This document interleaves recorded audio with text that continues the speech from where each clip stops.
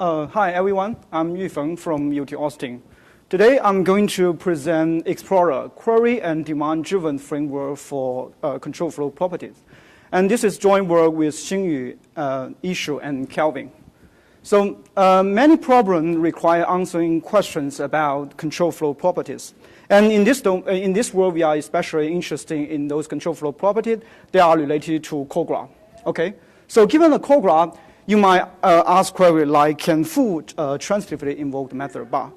This is kind of query is very useful, for instance, in security domain. When a certain method was being executed, say launch, you might need to answer precisely whether this method could transitively invoke some dangerous API like sending SMS message or dynamically executing some shell script.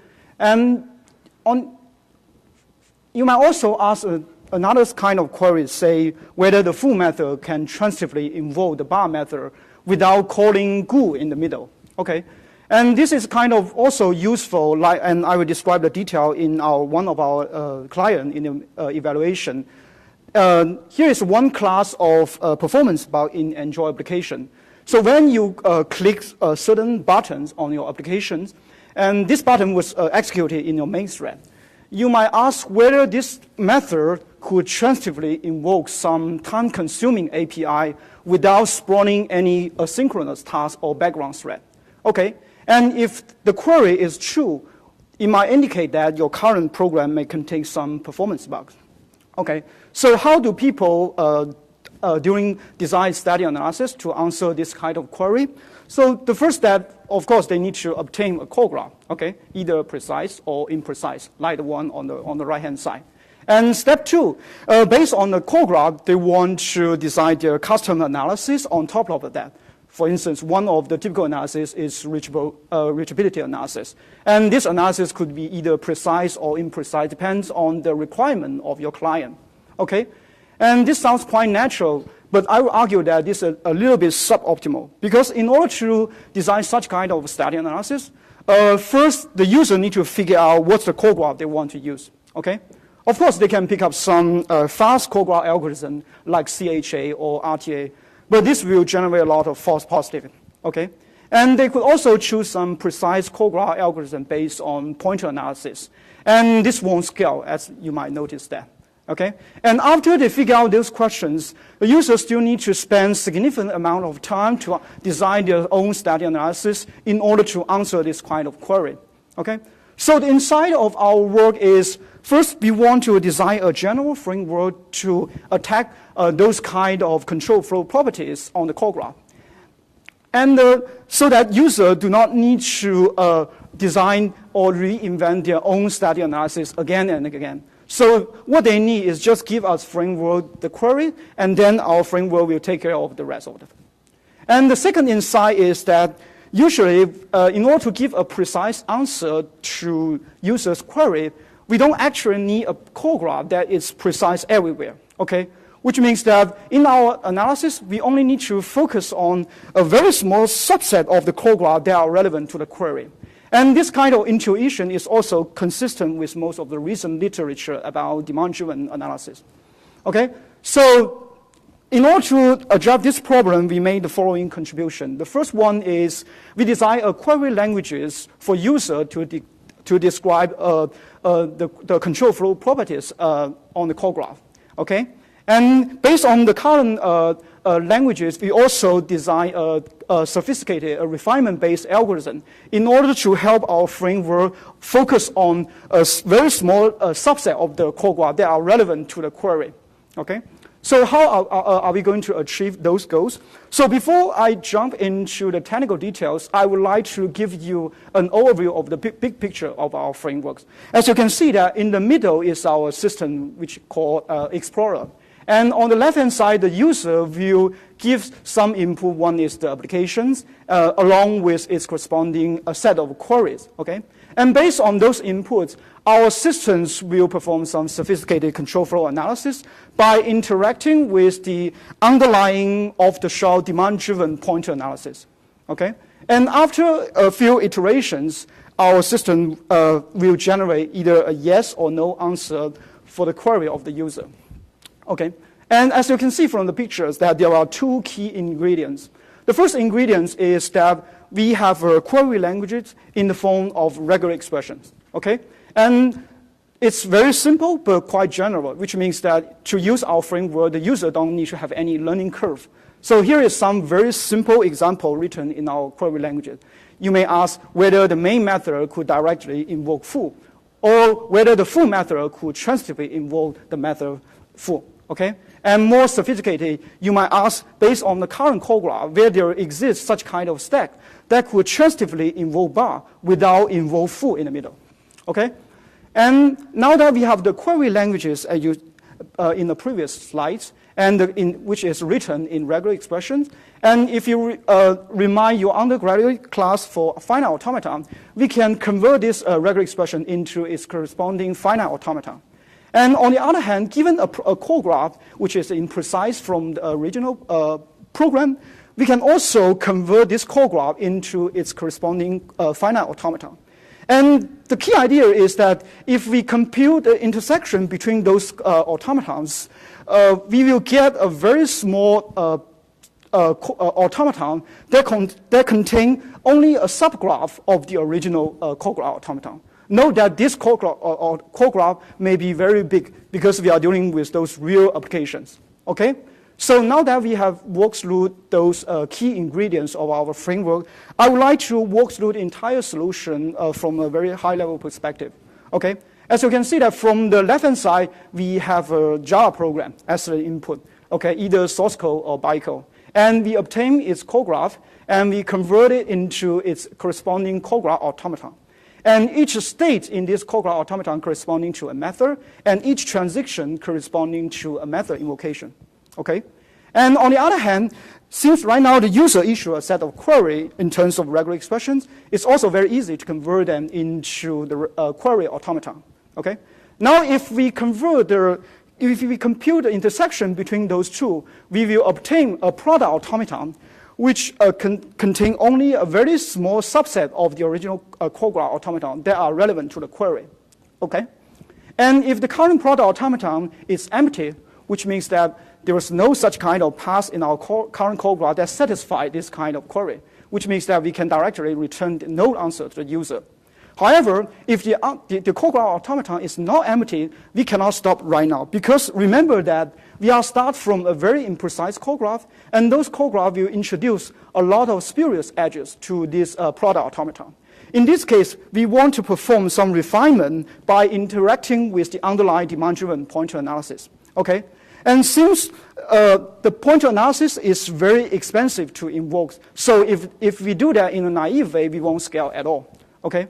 So now, in order to scale, at each iteration, we compute the min cut on the current product automaton. And the min cut algorithm, we always return the minimum number of edges we want to refine. And minimum edges mean corresponding to minimum of pointers at query. Okay, and then if we can, for each iteration, if we can refute all of the edges from the min cut algorithm, we are done. So we do this iteratively until current product automaton is empty, or we could not find any cut on current product automaton, which means that we can directly return a yes answer to the user. Okay? Now we go through the whole solutions. I would like to walk through those approach with a very simple example. Okay? As you can see that from the left-hand side, we have class A, B, C, and both class B and C inherit some methods from A. Okay, on the right-hand side is a code snippet using those ABC class. Okay, and given this code snippet, the first, say the user wants to issue a query, say, can the food method in A transitively invoke the bar method in C, which can be expressed in regular expression like this. Okay. And this regular expression could also be easily translated into corresponding finite automaton like the following. Okay? Now, since we obtained the query, the second step we want to do is we want to convert the call graph into corresponding call graph automaton. And as you can see from the left-hand side is the call graph of the application, and on the right-hand side it's call graph automaton where each node, each state corresponding to a method, and each transition corresponding to a call invocation. Okay? Now we have two call graph automaton. If we intersect them intersecting them together, we will obtain a product automaton which contain the relevant part of the program. But however, if we do that in a naive way, we won't scale at all. As you can see that even for this very simple example, the product automaton is not small at all. So the reason that it is not small is because it contains a lot of states that are irrelevant to our current query. By irrelevant, I mean that if you look at those states, you cannot, suppose this is the final state, okay? You cannot find any path from those states to the final state. And in order to make our construction scale, in our implementation, we implement an optimized product automata construction to refine those irrelevant states on the fly. And you can refer to our paper for more details. And suppose right now, after we running our optimized product automata construction, we will get a much more concise product automaton like the following. Okay. And since right now the current product automaton is not empty, we want to do some refinement on that because the previous program might introduce a lot of spurious edges to current product automaton. Okay. And we do the refinement by issuing a point stack query with the underlying demand-driven pointer analysis. However, since each point stack query is very expensive, we want to minimize the number of point stack query. Okay? And to achieve that goal, we perform min cut on the current product automaton to minimize the number of point stack query at each iteration. And those weights on the edges are either 1 or infinite. 1 means that we haven't tracked those edges yet, and infinite means that we have already confirmed that those edges are true. Okay? And go back to our previous examples. As you can see that we first mark those edges that we know for sure that those are true edges as infinite. And we run the min cut algorithm to give us a cut like the following. Okay? And then we ask the pointer analysis, is this a true edge? It said yes. In this case, we mark infinite to this edge because we don't want this cut on our next iteration. And we called our min cut algorithm again, and this time it gives us a cut like the following, contain 2 edges. Okay? And we ask the pointer analysis, is the first edge a true edge or not? And the pointer analysis say no at this time. Okay? Which means that we can remove these edges. And we do the same thing for the second edge. In this time, the pointer analysis also said this is not a true edge. In this, we just remove these edges. Okay, as you can notice that in current states, right now you cannot find any path from the initial state to the final state, which means that the current product automata is going to be empty. In this case, we can directly return a no answer to the user. Okay. Hopefully, at this moment, I convince you that our approach works on these toy examples. So in the next section, I'm going to go through some real client that we designed for our frameworks. So in our evaluation, the first client is about analysis of Java observer patterns in Java program. As you might notice that in Java program, the programmer tend to use a lot of design pattern, which is very hard for static analysis. Okay? And the second client related to identify a class of performance bug in Android application. And the third client related to reasoning those intercomponent communication in Android application, which is critical to both security and software engineering in Android. Okay? So due to time and space limits, in this talk, I'm going to bring up some partial results about our second experiment. And for more details, we can discuss either offline or refer to our paper. Okay, so what's the performance bar I'm talking about? So when you use the Android application, sometimes your screen might be completely frozen. And one of the reasons is that in your main thread, you are trying to directly or transitively invoke some time-consuming API in the main thread. For example, on this code snippet, you are trying to, in the main on-click method, you are trying to do some database query directly, okay? And suppose if this query takes 20 seconds, and the rest of the event from the user might be blocked, okay? And however, on the other hand, if you look at this code snippet, it doesn't have this kind of performance bug, even though it performs the same task. Because instead of invoke that method directly, it creates a new asynchronous task to do this kind of time-consuming operation on the background, okay? And you might take a bunch of times, or say weeks or months, to implement such kind of analysis. But in our framework, what you need is a query like the following. Okay, you ask from the onClick method, is there any path that could invoke this query operation without calling this do in background? If the answer to the query is yes, it might indicate that your current program might be have some performance bugs. So in our evaluation, we directly adopted the benchmark from a paper in ICSI 2014, which contains a bunch of Android applications. A lot of them are very large. Okay, and in our setting, we compare Explorer with both CHA class hierarchy analysis and K-object with K equal to 1. And this figure shows the running time in seconds. And of course, the lower is better. As you can see that in terms of running time for CHA, it's very fast. Okay, and not surprisingly, the K-object is very slow, and it timed out on one of the benchmarks. And how about Explorer? As you can see, if you compare the result with Explorer, it's comparable with the CHA algorithm, which means that our framework is scalable in those clients. But this is just the running time, so how about the precision?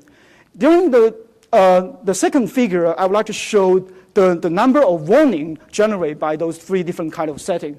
Since all those three settings are sound, so less warning means that the analysis is more precise. Okay, if you can see the result of CHA, it generates a lot of warning, and if you see the result of K-object, it's much better. But if you've taken the running time of that into account, that's not a desirable solution.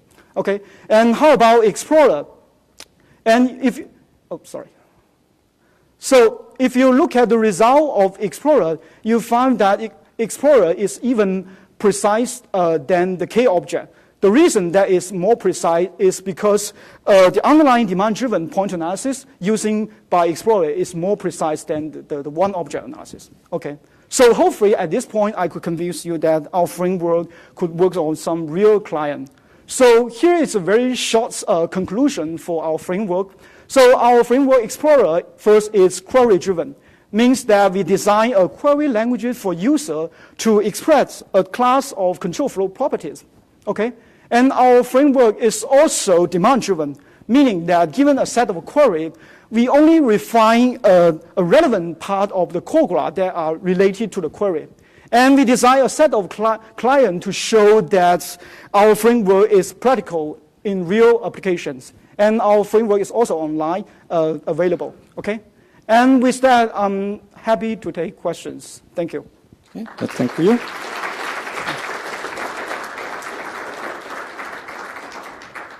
Questions?